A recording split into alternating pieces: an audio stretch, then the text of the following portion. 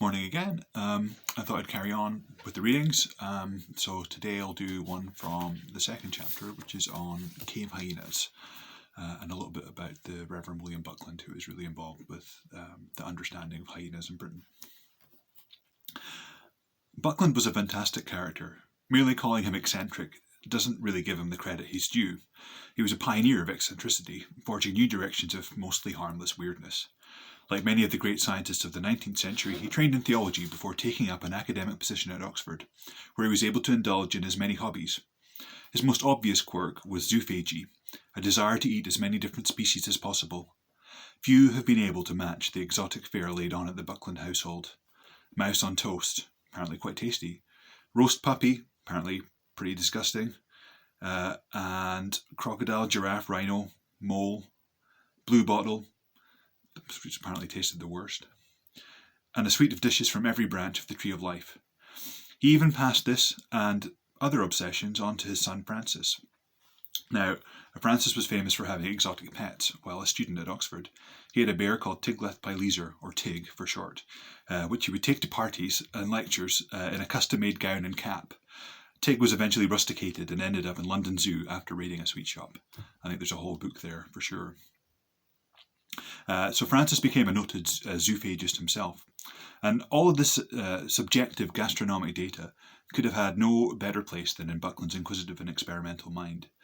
Famously, on visiting the holy site of a martyr's inerasable bloodstain, he bounded onto all fours, lapped at the liquid, and declared, "I can tell you what it is bat's urine."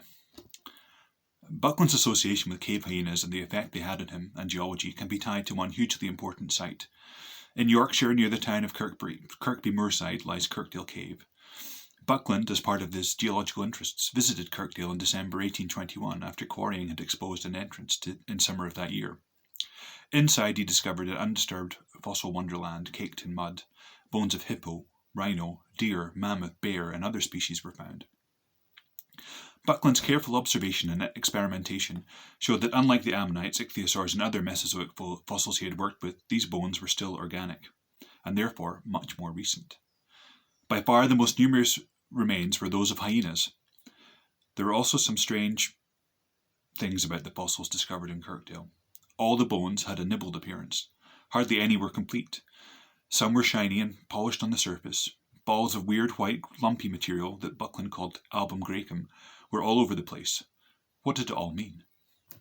Nobody was better prepared to puzzle it out than Buckland, using the same experimental mind that encouraged him to drink bat piss from the floor of a cathedral. He had some ideas of how to experimentally test his thinking.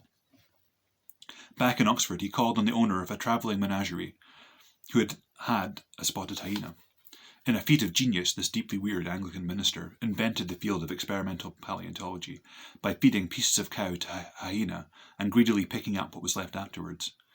He saw that the massive crunching jaws explained the lack of complete bones in Kirkdale. Spotted hyenas are bone crackers and relish the chance to split bones with their massive teeth to get at the marrow. They incessantly chew at the edges of bones to get every last scrap of protein, even swallowing the smaller shards. After passing through their guts, the end results are round, bone-dense turds. Kirkdale was a hyena den. Generations of cave hyenas had passed in and out, depositing their feces all over the place. Those feces were the album graecum, and leaving the bones of their meals strewn about for Buckland to find aeons later. The use of Kirkdale by living animals was as certain as anything could be.